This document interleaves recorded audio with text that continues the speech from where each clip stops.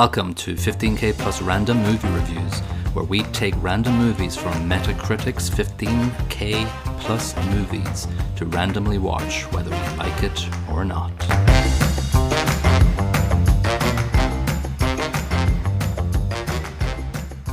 Hello and welcome to episode 40 of 15K Plus Random Movie Reviews. This is Colin. And this is Niall. And this is our random recap of movies 32 to 39. We started off way back in episode 32 with The Big Lebowski, which was nice. Yeah, terrible movie. Let's not talk about it. No, it was a hard slog.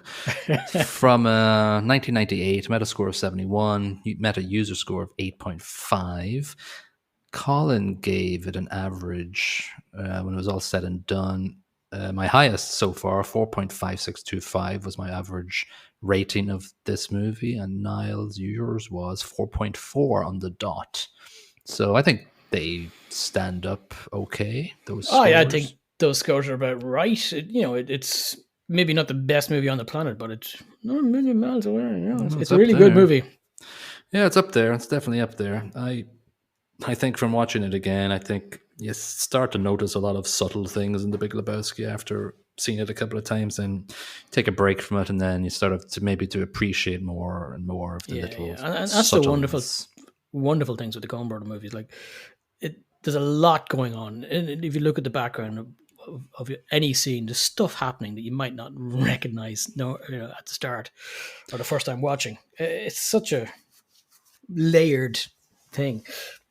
Yeah, and with like movies like that, with such a deep sort of detailed script and storyline, all this lore pops up on the internet, and all this sort of, the Lebowski, the dude philosophy, and people have written books about the philosophy and the zen of the Lebowski, of the dude. My favorite piece, it's not really lore of the dude, but the fact that Jeff Bridges did not have a wardrobe given to him for this. He just turned up in his own clothes, which is amazing. Yeah. And he used clothes from a previous movie he was on, and I think we mentioned that in the episode. But it's you start reading into it, and movies like this have so much things that the internet has a lot of information about, and different research, and even the T-shirt of the baseball player he plays is a real baseballer from Osaka, and it's a great T-shirt. I actually really want that T-shirt. Oh yeah. What else about The Big Lebowski? I think when you come across movies like that, you kind of remember, because we've gone through so many bad movies, you just realize then what the recipe for a good movie is, Oh, well, listen, characters in it are fantastically developed. Every scene is interesting. Every scene has got a reason for being there. The subtle comedy is just amazing. And listen, the choice of actors: Steve Buscemi, amazing. Goodman, amazing. Jeff Bridges, amazing. Yeah, you've got other Philip Seymour Hoffman. Like that's a one thing I'd completely forgot about the movie, that he was in it, and he's great in it. The very amazing, Smithers sort of character. Yeah. I keep on thinking of Simpsons quotes when yeah. Smithers, you're really turning me on. Brilliant. Yeah, so I don't really know what else to say about The Big Lebowski. I thoroughly enjoyed it, and it was a pleasure to watch it again. And we sort of remember the good days or the bad days, and when we have a couple of bad movies, which is maybe frequent enough, the 4 movies after this, and you sort of you appreciate the good days when you watch a good movie. Big Lebowski, recommended. Watch it if you haven't, you have to watch it. And listen, the Coen Brothers stuff isn't for everybody, but still, you have to appreciate the art. Absolutely. Episode 33 was Crooked House. I kind of forgot that we reviewed this movie. It's Oh yes, this is the one with yeah, the horrible ending. yes, the daughter did it. Oh yeah, and it was pretty obvious that the daughter did it the whole way through. It's still a compelling movie. Don't get me wrong. It's not the best movie. Well, you gave it. Your average score was 2.1875 out of 5 for the movie, and mine was 1.75 because Okay, I maybe I'm thought it's. remembering it a little bit better than. Well, yours is still like it's up there, but it's below average basically. So it's not like as if you Yeah, said it was average. Glenn Close is my favorite person in the whole movie. Glenn Close does a very good impersonation of Emma Thompson. As I said this in the episode where she's Mrs. Trunchbull from Madeline, is it? Matilda. Matilda. Yeah. Yeah. No, she's very good actually. Yeah, she puts in a bit of a performance there. Yeah, based on the what's her name, Agatha Christie's novel, and Of the same name. of the same name. Her modus operandi is the killer is always somebody that you haven't thought of. So it's like, and if you are thinking of somebody, then she'll throw in a couple of things that'll lead you down a garden path or whatever. So at the start of the movie, it's like this: the daughter. It's like the killer is usually the person you least expect. Okay, it's you, isn't it? All right, come on, mate, Missy, you're under arrest. You're nicked. Yeah. One thing I remember is the very, very poor performance from Jeremy Irons Jr. Don't even remember his first name. He just wasn't. He was the problem. That's right. Yeah. Everything about the movie was tarnished by his wooden performance. Yeah, he was terrible. He was just, in a bad scripted movie, you need your front character to go, all right. Yeah, it has try to and do drag heavy this. lifting. Yeah, big But heavy lifting. he couldn't lift his own lunch. when your dad is Jeremy Irons and you suck at acting, it's just disappointing. Jeremy Irons is the villain in Die Hard with a Vengeance, right? Which I watched 2 days ago. Oh, really? I need to watch it and again, actually. he was amazing in it, obviously. When I was going to St. Ives, I met a man with 7 wives. Simon says, "Yeah, you're gonna blow up." Yeah, I remember watching that Die Hard with a Vengeance, and it's a street scene at the start, and then there's a bomb, it just explodes. It was a great start to the movie. Yeah, I will say this: having watched both Die Hard 1 and because my wife was in at me, go, we have to watch 3 now. Come on, because we weren't going to watch 2. So we watched it. It's still a good movie, but it's nowhere near as good as the first one. Right. It is a damn good movie, but it's got some weak points in it. The story's not as good. There's some silly things that happen, which doesn't really happen in the first one.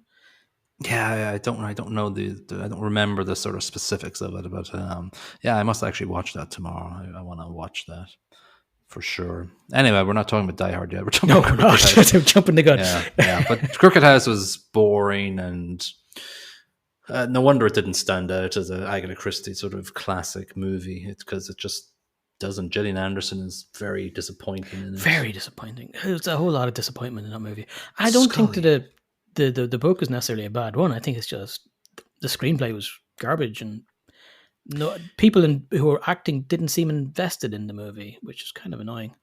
No, yeah, I think they turned up and just read the lines and didn't really put themselves didn't put a unique selling point into each of their characters. It was sort of boring and annoying to watch.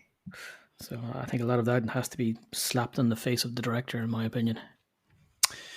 Yeah, I don't remember who did it, but if I'm looking at my notes here, it was the Gilles Paquet Brenner, who did a lot of French movies, basically. So yeah, that's him. That's him in a nutshell. Yeah, so that was Crooked House. It's sort of 32 to 39. It only really got good near the end for us for this decade of movies. So our next one was Past Lives, which was actually before Crooked House. It had a Metascore of 59 and a meta user of 5.8. So it's average anyway. Yeah. But I only mentioned that because the next one has a really, really high Metascore and user score. So Past Lives only came out this year, and it's got Oscar nominations. It's got Golden Globe nominations. It's got a Metascore of 94. It's got a user score of 8.3. Niall, you gave it an average of 2.4375. Super disappointing, really. I gave it 1.625. I thought it was worse than Crooked House. That's impressive. That's impressive. That is impressive, yeah. I was really looking forward to this movie because, you know, it's an A24 movie. It'd been rated so highly. It was to me, it felt very art house nonsensy. It was a talkie. Yeah, I was expecting a lot more from the movie that is very understated. It's very low key. It's a lot of talky, but the talky isn't good enough, in my opinion. It just doesn't work for me. So, and that the result of that is near the end of the movie, you just don't feel emotionally involved when they say goodbye. Because I was actually happy that they said goodbye because the two of them together just got on my nerves. It was just awkward and and the husband annoyed me as well. They all kind of annoyed me in a way because, you know, at this, and we picked up on this, and I still think about it to this day. This entire movie is based on past lives. The name of the fucking movie is Past Lives, but she goes at the start, she's looking up old friends. She goes, "What was the name of that guy that I was really loved in school?" The entire fucking movie is about how amazing and how, if you loved them, you would have remembered his bloody name. Soulmates they were. So like the entire movie, then Joey, Tom, I don't know, Joey, Jojo, Donald, yeah. So like it's the entire premise like felt fragile and flat. Then it's like you couldn't even remember his name. So now we have to believe for the rest of the movie that he was your soulmate and you could have been together if you hadn't have left and moved to America where you found this dope ass idiot as you know what I would have loved at the end is that he got on the plane, he flew away, and then the husband turned around and went, "By the way, you're dumped." That would have been funny. Then I would have liked it. Then I would have got 5. You know what the annoying thing was he came out then when she walked away from the taxi when he left. He hugged her, but she didn't put her arms around him. She just stood there with her hands by her sides. Oh, not like, you. I wanted the other guy. Yeah. Well, if you're not going to put your arms around me, fuck off. Away you go. Here's a taxi. Taxi. Go follow that other taxi. I'm sick of this one. Yeah. Yeah. Not the way he flings his phone on the table when he comes into the apartment for the first time. The husband's like on his phone at the kitchen table, and this fucking idiot that's flown all the way from Korea to see his long lost love. He's like, he doesn't want anything to do with it, so he flings the phone on the table. He's such a petulant kid, and then he doesn't do anything about it for the entire movie. When they're chatting away in the pub for 20 minutes, he's just sitting there like a loser. So awkward and horrible, and God. But I would have what just is wrong? Everybody in that scene annoys me. Everybody. Even the barman annoys me. He's not even in it. I do remember the first few seconds where it's a couple looking across and then discussing their relationship was excellent. It was excellent. I thought that was a really good start. I was going, every what's going scene on? After that was shite. It was garbage. What's wrong with us, though? I don't know. I don't think it's us. Maybe we're not smart enough to get it, but I don't want to get it. I'm going to, while we're just waiting here, I'm just going to read out some low user reviews first, just to see if somebody actually agrees with us. So, like on Metacritic, normal human beings can go into Metacritic and obviously do the review. I'm scrolling down the page right now, and there's all 10s, 9s, 7s, 6s, 4. There's a 4, but I don't want to read that because it's too long. But hang on a sec. He's saying something. I plunked down to watch his 2-hour snooze fest. Yeah. Their time together consists mostly of a series of overly bloated, pregnant pauses, inane dialogue, and missed chances to discuss much of anything meaningful. Correct. There you go. Yes, there you go. That's exactly what happened in that movie. The kind of scenes that make even the most patient viewers want to yell, "Get on with it already!" Do something. Yeah. So there's one reviewer, Brent Marchant. Well done, Brent. But everybody else is going 10s and 9s. You know what it feels like to me? You're in an art installation and you're thinking to yourself, this is garbage, but everybody standing around you is going, yeah, I really get what the artist is trying to do here. And I'm thinking to myself, what a crock of shite. Yeah, well... It's a rock. Hey, don't knock modern art. I usually don't, but sometimes I think, it's a rock.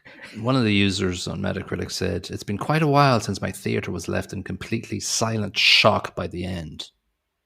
What? Yeah, you heard me. Shock as in, oh my God, this was shockingly shit. No, he gave it 9 out of 10.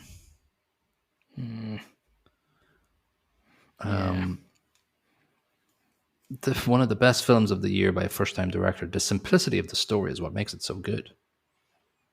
Like a rock. Somebody gave it 6 out of 10. Says one of the most overrated movies of the decade. Yes, there we go. But 6 out of 10 seems a bit much.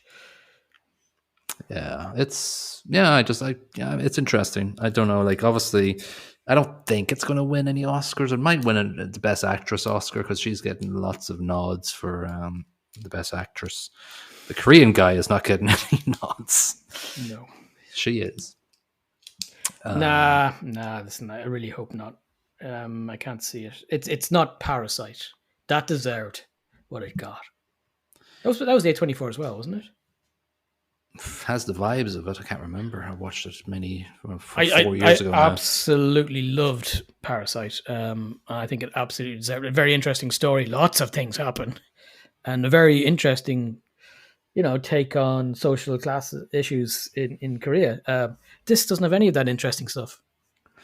Because I remember we talked about the whole immigrant thing, which is a very interesting story or a very interesting facet that could have been pulled at this. That's not touched. It's mentioned briefly for about 5 seconds and then forgotten. Yeah, it needs... All right, here's... Because I'm a well-experienced movie director, okay? Here's what it needed. All right, it needed longer with them as children. Yeah. We don't see enough. We see them walking up a hill. We see them in class muttering a few things. We see them on a date where they don't talk a lot when their mothers are there, blah, blah, blah. We need a bit more context. Maybe their first kiss, whatever. Maybe some meaningful dialogue when they're sitting overlooking the city or whatever. Maybe she remembers his name when she's stalking him on Facebook. Jesus Christ. Well, that scene then, okay, we've 10 more minutes of backstory, okay? Then we're at the computer and she's not doing it. She's talking to her mum about something else or whoever she's talking to. And then she's going, oh my God, it's been so long since I've tried to find whatever his name was. I'm going to check it. Wait, she doesn't say that. I'm saying that. And she goes and looks for it then. She looks for him then and goes, oh my God, he tried to look for me. Can't believe it. Blah, blah, blah. God, she's such a horrible person. What was his name again?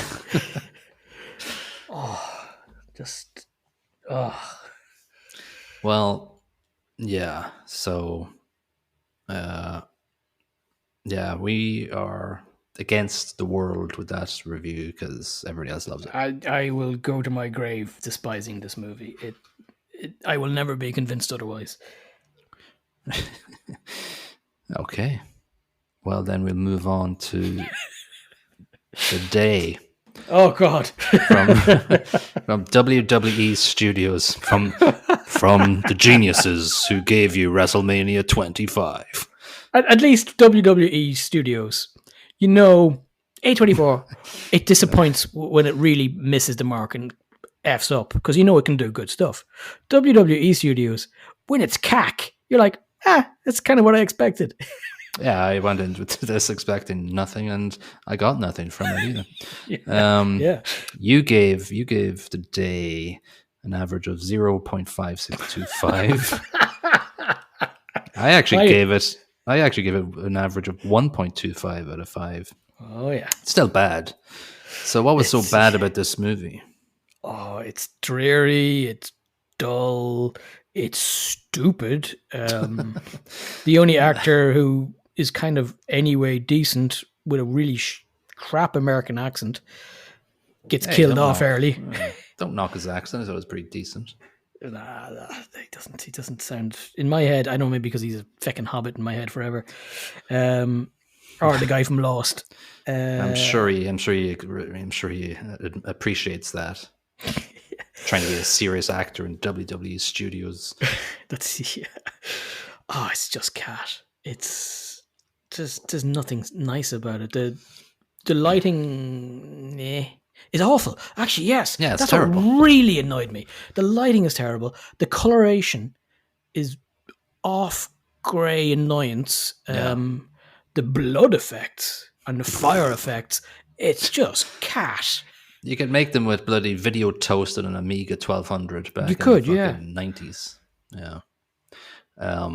Well, yeah, like it was from 2011 as well, so it's not crazy old. It's still it's one of those movies that basically goes, all right, we're gonna put a filter of blue on everything, so it's post-apocalyptic. Okay, so all right, so Yeah, let's find a but if road somewhere. If you're going to do that, just do it subtle, just a slight filter. But this is a very harsh filter. Yeah.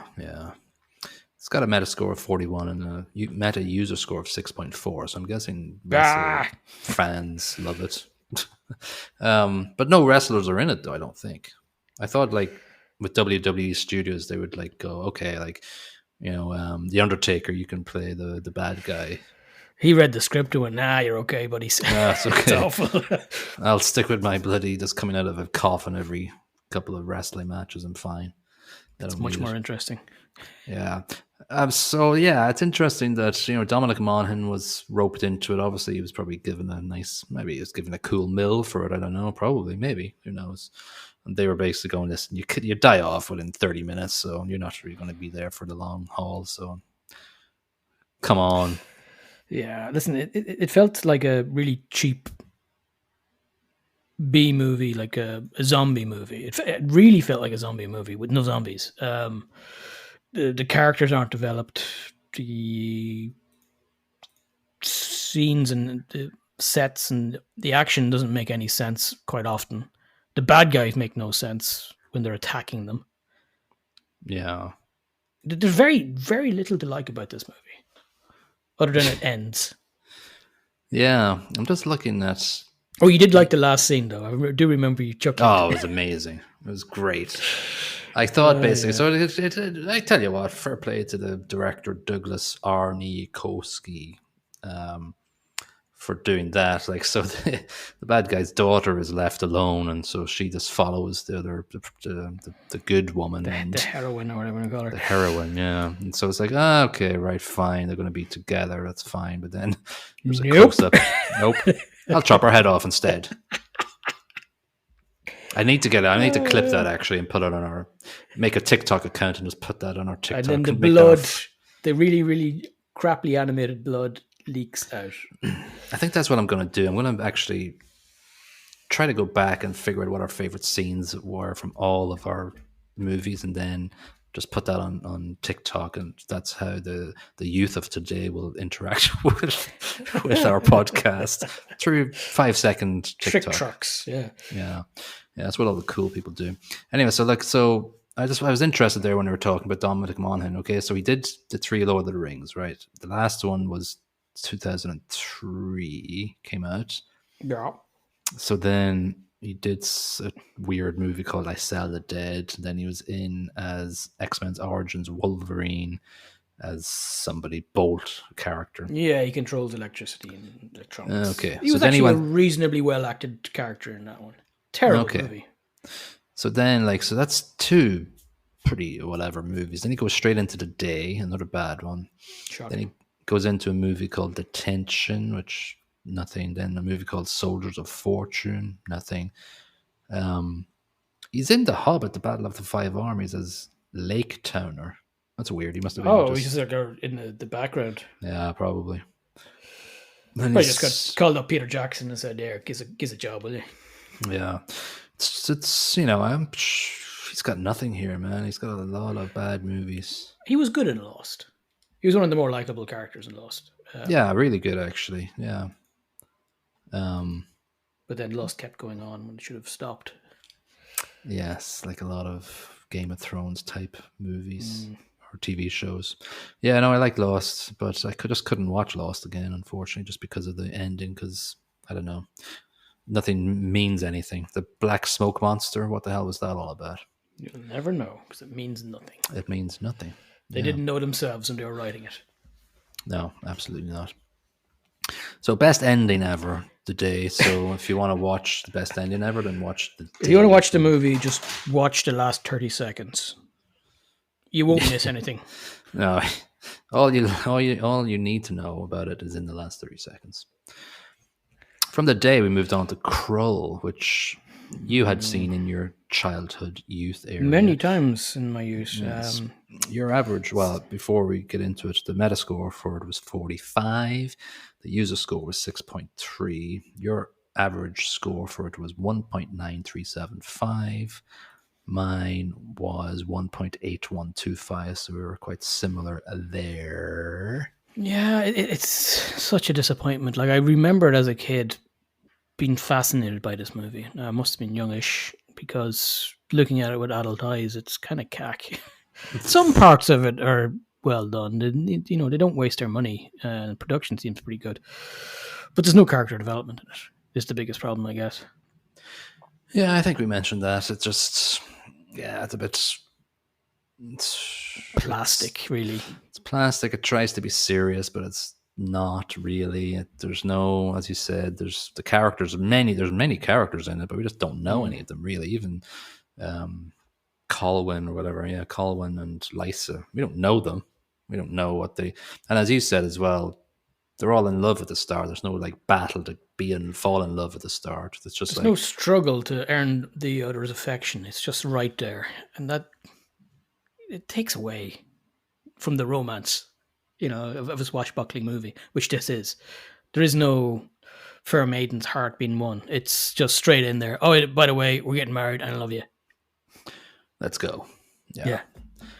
But first, let me Errol Flynn swashbuckle my way across this crowded room on a rope. For no particular reason. While there's guys downstairs with laser sticks who decide not to shoot me because I'm on a rope. Yeah. Well, that was the one thing I said as well. It's like, it's lasers versus swords. These aliens should have wiped this planet out 100 years ago.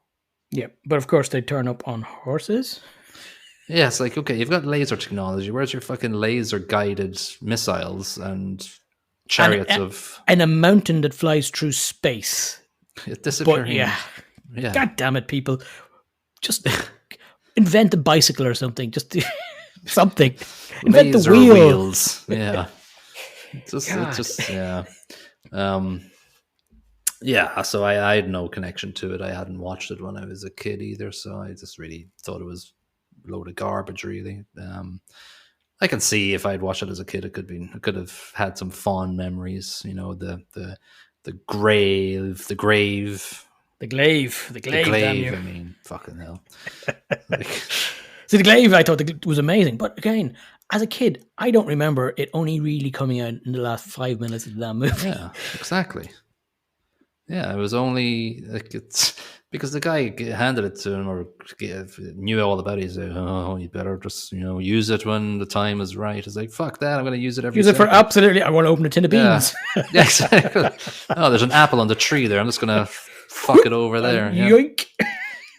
Great. That's great. Movie's over. I just killed all the bad guys. Yeah, done. And when they all came out of the swamp, all the that seems like a really good time they use it. Slayers. Yeah. Chuck it at their heads and use it as a discus, and boom, you're done. Yeah. Like should have been. The thing itself seemed to be intelligent. So just say, go kill the bad guy. I'm going to have a cup of tea. Move you over. Do your thing. So yeah, like and as well as that, like the what do you call him? What was his name? The evil dude, the baddie. The Beast. That he was just called the Beast, was he? I believe so. Yeah. Like he was eerie and creepy at the end, but we didn't see him until the end, and like he was different sizes and stuff. It was very Geiger-esque, and actually, I thought the interior of the Beast's fortress was actually interestingly designed. Yeah, but again, it felt a bit underutilized, I suppose. It was underutilized. Actually, the design of the Slayers was actually, I thought, was very interesting, but I thought that it limited their motion somewhat. It was the worst thing about the entire movie was the slowness of hand-to-hand combat, and it wasn't slow motion. It was actually just how slow they were going. It was the actors as fast as they possibly could move in those bloody outfits. Yeah. And the Cyclops as well was pretty fun. He couldn't see out of his prosthetics. I like that scene you pointed out where he drops the spear, or he's picking up the spear, and he's like, "Oh, where is it?" I might use that as our favorite clip. Yes, and see if it is actually what I believe it was. All right, episode 37 was Dumb and Dumber, which was crazily enough way down in 13,368. It had a meta score of 41 and a meta user score of 6. I gave it an average of 3.9375, and you gave it an average of 3.5625, which I think is pretty accurate. Like, reasonable, yeah. Yeah, I think it's a good movie. We like it, but it's not going to blow your mind away. And I think there wasn't a whole nostalgia thing, so maybe it'll rate better for us than it would for you, somebody going in fresh. Yeah, I think so. I think it's a movie. It still holds up well, though. Yeah, unless you watch the unrated version. yeah, I don't think I'll watch that. No, don't bother. But yeah, no, it's a movie full of. I actually found it quite hard to do that episode review because it was just full of quotes, and you just want to quote it. Every scene has a great quote. Fun for us going through the quotes, not so much fun for people listening to us laughing at quotes. Probably not, but I've come across some Dumb and Dumber fans in the past, and I think people like going through the quotes and using them in everyday life. So you're telling me I have a chance? Yeah.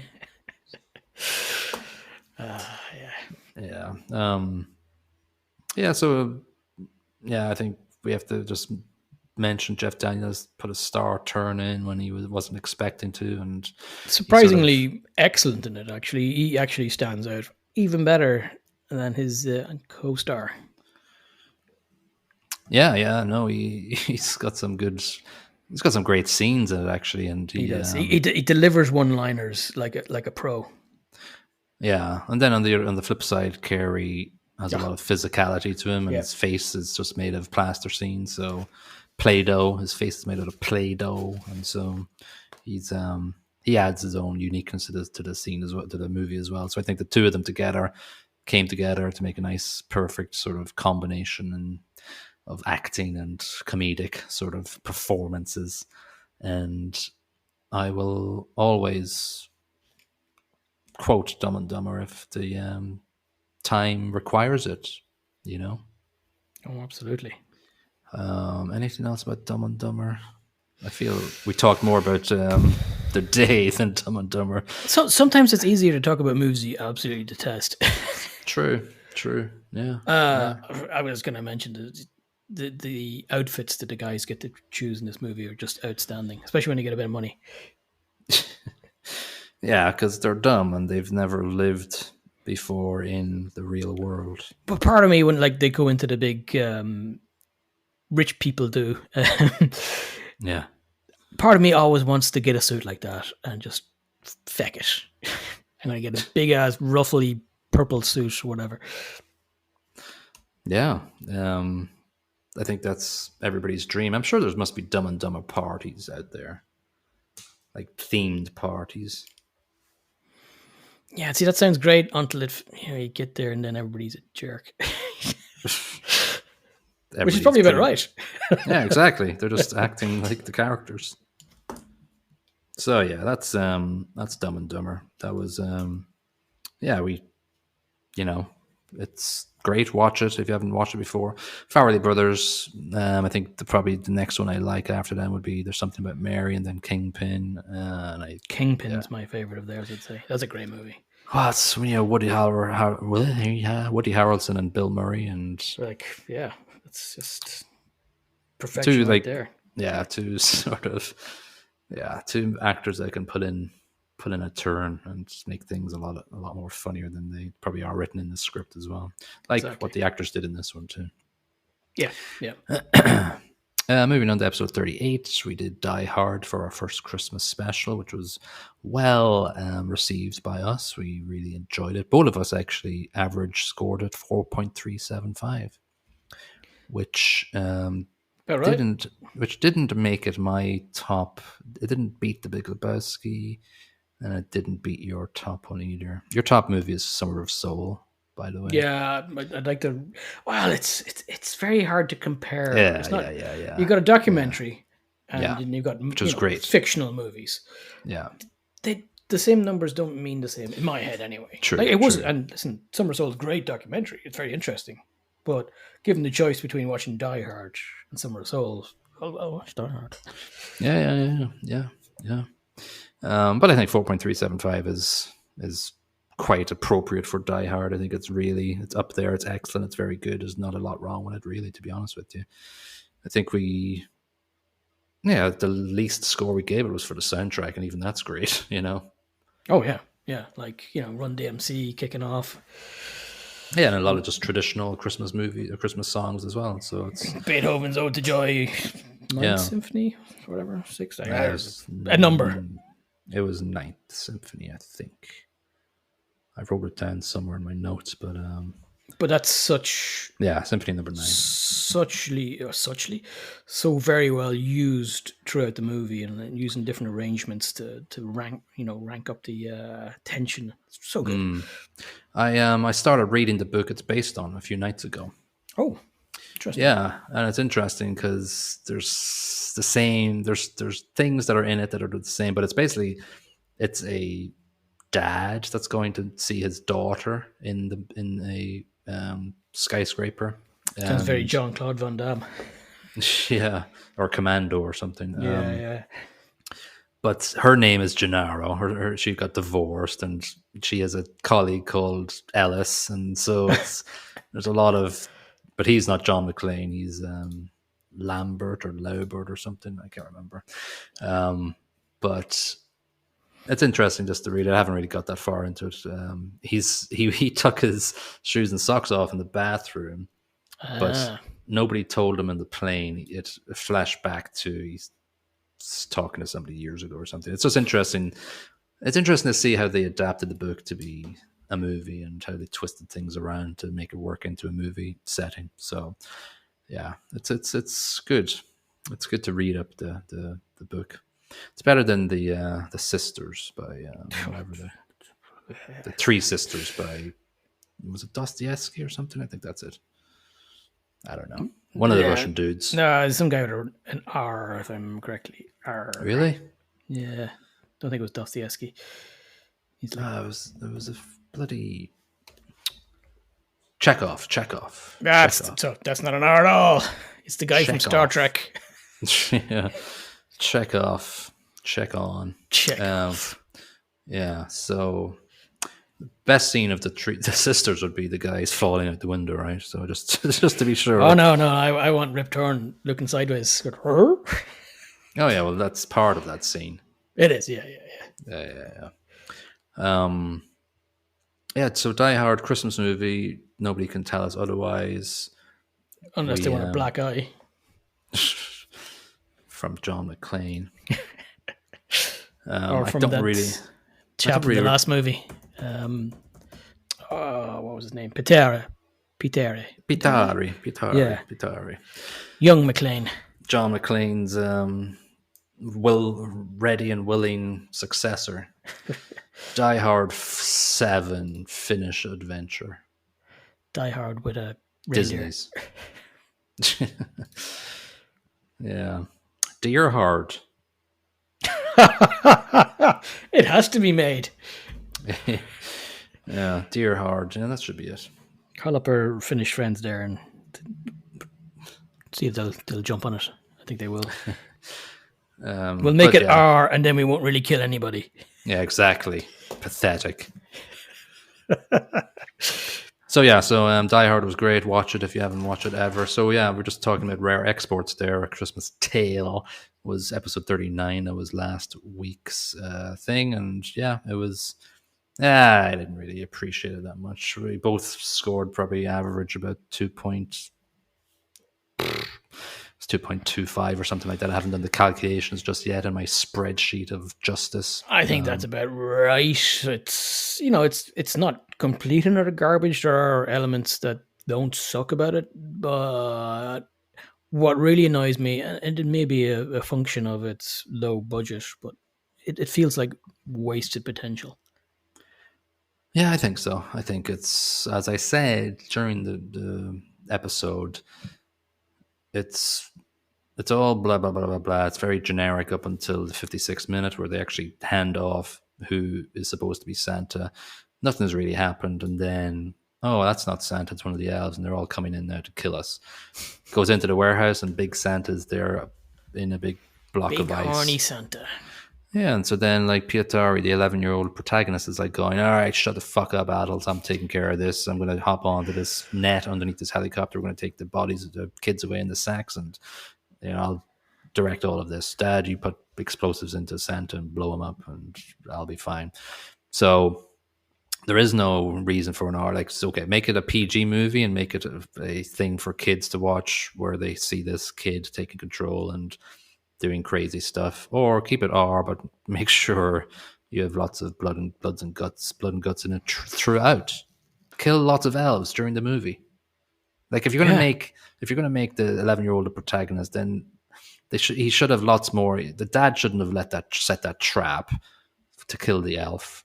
Can you actually kill the elves? Because he was spiked, wasn't Yeah, they he? were spiked, and I think they were shot. So I don't think they die all that easy. No.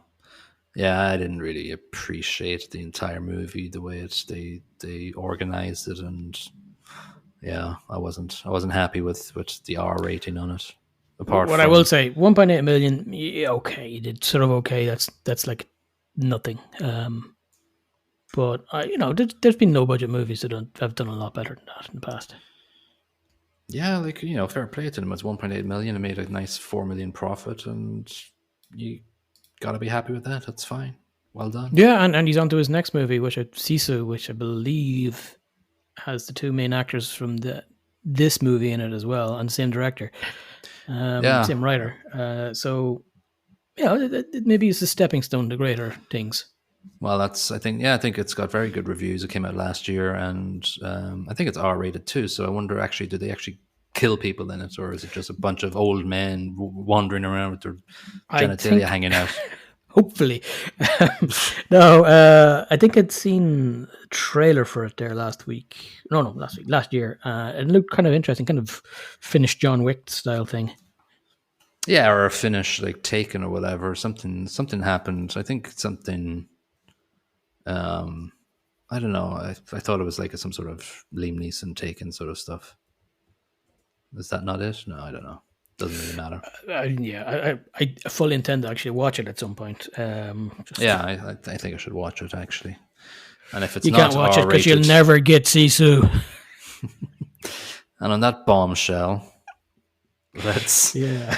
that's our recap of 32 to 39. So our next recap will be in episode 50, half a century of 15K plus random movie reviews. Holy Batmobile, Batman. Nobody thought we could do it. Well, we haven't done it yet, but Nobody thunk we could have done it now.